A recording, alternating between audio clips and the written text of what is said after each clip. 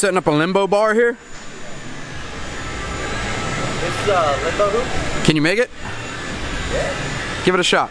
I don't think you can do it. Yeah, we just push a little button. Go for it. You think you can get underneath there? Go ahead. Well, I gotta bend it first. All right. I don't think you can make it. Let's try it. Oh man. Oh.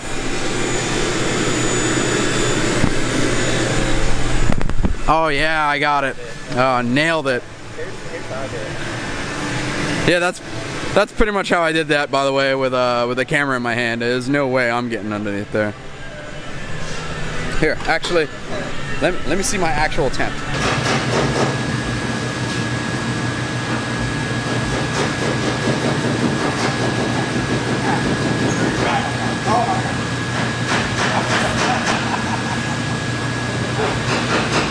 This isn't our first 350Z. This isn't our first rodeo. Not first radio. No, we had this is our first radio. Actually, it has no radio. No radio. But there's provisions for it. Subwoofers in the back, right with the little flip phones to 6.5s. That's probably good. 8-inch subs right there. Yeah, we can fit them in there. Or you put a little fan to suck out all the smoke. Thought about that. But ducting would be wrong. It's all blows back in the face. I can't see. And yeah, I'm gonna be driving this one. Professional race car driver. No, I'm just kidding. If you want to rack it, I'm fucking.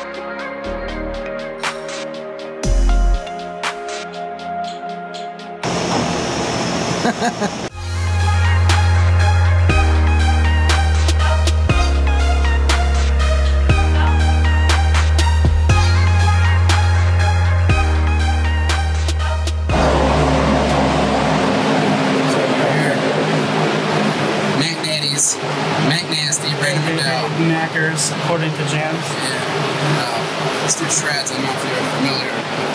Put them in the car and that thing will fly. So this is what we're building for speed. So, he's going to be doing a ton of the work himself. The good thing about this guy also, he knows how to work on cars and not just driving them. My favorite type. So what are you guys discussing?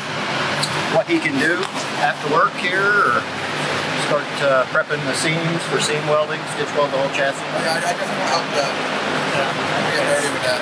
I want any help I can get on that because it's not fun.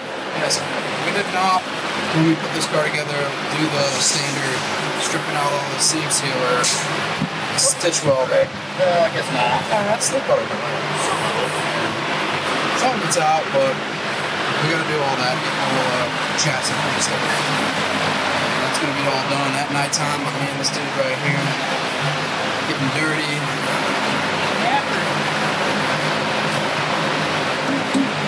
We gotta do inside too, I think. Yep, none of it's done. I mean, we got these little plates still here. I don't know if we're gonna use the stock dash bar or not, but the cage is soft. Tommy put this in a couple of years ago. And we did it with a hefty spec in mind, so it worked out pretty good. So it's all torn down now. I got all the crank rods, pistons out. I've made a mess on the table over here, and I'm just a little baffled right now because I can't figure out why or what it was. I think it's just like old starvation. I pulled the pump apart, and I really didn't see anything pulled through or anything shattered in the pump. Camshaft was fine. There was no lifters that exploded, but yet there's every single kind of journal on the crank. For the mains was a little dry, and you can see signs of wear in the bearing. And so it wasn't just localized to the number 3 like I thought it was. It's kind of was all over the place. The pickup looks fine. Pan was fine. When we drained it, it had the right amount of oil in it. So kind of bummed that I was hoping I'll find something that was 100% the problem, but I really didn't. Luckily, maybe the pistons are salvageable. Nothing was scarred, so the block is actually fine. On the main side, but nothing damaged the main caps, nothing damaged the main bearings all the way through on the block side. So the block is still good. So I just need to get some rods and a forged crank, or maybe even stroke it. Who knows? A lot of this is all salvageable, but we weren't using this for the main engine anyway. We're actually going to use this one right here, which is already got a 402 in it. I'm sorry, 402 stroke. It's got pistons, rods in it already, and I'm just gonna refresh this one. We got some new heads for it, and so I just wanted to make sure. The main decision between this was whether or not we put a dry sump on it and spend quite a big portion of the budget on that style oil pump, or just a wet sump is so much cheaper, but it's so expensive. So What does it run for these things? $5. Wet sump, $270. That's the difference. $270. For some backup motors? Well, we can do a. If we do wet sump, what this is going to be? if we do a wet sump, we can get like an AccuSump for just those cases where you go Just at least low. save it. Yeah, pressure, at least get some oil in there when it does that, throw some warnings, and shuts it down while you're, up on the bank. It's like, no! And you just smack the car right in the wall instead. No, I'm just kidding. It would just blink red in your face, like everything turns red. Gauge. It's just red, red, red! You'd be like, no! I'm gonna make it! And then it locks up. Shut up! But I really, you spend so much money on getting the engine together, and you've never had any failure with these daily dry sump systems. Not one. So Plus make more power. yeah, but not enough to justify No, the of money course not, difference if the oiling's totally fine. Still, it's insurance. So. Yeah, they're amazing pieces, and I mean I want to, but if I spend that much money on the dry sump, it's gonna be lost somewhere else. Like Yeah. it's not like we can just come up with the money out of nowhere.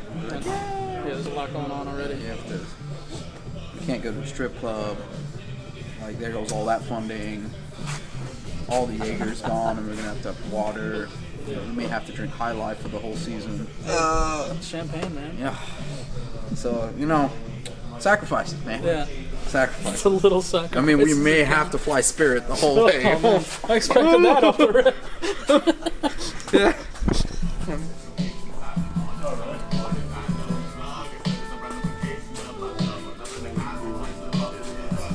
So we got the mock lock in here already. Got a mock transmission up here, and we're just trying to make a transmission cross member to get it to centered and figure out where it's all going to be mounted. And Brandon was just asking about the shifter holes. You can see it's way off from where the original hole would be. This is where the shifter mount's going straight up, and since Brandon's going to be the one driving the car, he's going to want to have to feel comfortable, but it's pretty easy to make something for the shifter to get it to where he feels most comfortable. And we'll get to that point, but for now we just need to get it centered and in a location where we won't need it to be, and then we can always make something that goes to the shifter. The shifter only comes out this much and then has like 2 holes from Provisions to make whatever you want from there on out. We're mainly having this on here for, I'd say, exhaust fabrication, correct? Yeah, right now it's just because we want to make sure that we center the engine and make sure, as you can see, we've left the pan thing here, so whether or not we're wet sump or dry sump, which was why I was tearing down the engine to determine what we're going to be doing. Yeah. And then, if we do a dry sump, then it's going to come out on here, and then we would have to remake a motor mount. Because it will probably sit right around in this area, the pump itself. So this mount would be in the way, and then we're pretty sure we're going turbocharged on this. So it wouldn't be just a matter of the headers coming down; it'd be a matter of the exhaust coming. So it's I am not opposed to going turbo. Yeah, making all the power, all the boost. On a 255. Yeah. Yeah. It's, getting it to the ground is definitely going to be the next problem. Yeah, well, we'll get there. We'll figure that part out. As long as we can make the power. The good thing about boosted cars is you can turn down the boost. So you can have like 3 pounds of boost on this car making 700 horsepower, and then bullshit. Yeah, you can. 3 pounds of boost. Yeah. 700 horsepower. That's Mr. 40 pounds over there. Yeah. I need 30 pounds in my car to make 650. It made more than that. Oh, that was the torque. Sorry. No, not even. Don't get ahead of yourself. Yeah. Kevin requires a lot of boost in his RB, and the LSs need like 5 pounds. 5 pounds. That's it. Like, it's just like ha ha ha ha. Nothing. It's like cool wind. And Kevin's like, just crap his pants, like pushing all the boost. But yeah, no, it should be pretty simple. And then you know what? Good. 10 pounds, oh party. 10 pounds, 1,000 horsepower. Yeah. God forbid we get in the double digits, man. Yeah. Whew. We'll make the 1,000, Kevin. You're gonna make 1,000 on that? Yeah, why not? So? Yeah, I mean, I think so. Let's just do it for the sake of doing it. Like, Yeah. On a then you can just 255. like, how much power you make? 1,000 horsepower. 4 numbers. Yeah. Robinson did it. Yeah. I mean, it was pointless. Yeah, it's Did pointless. he run it like that?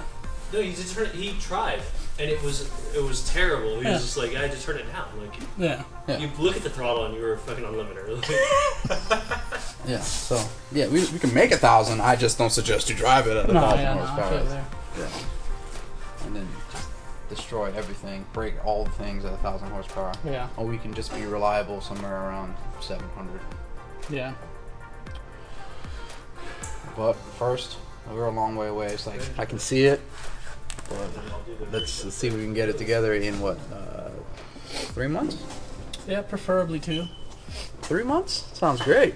Yeah.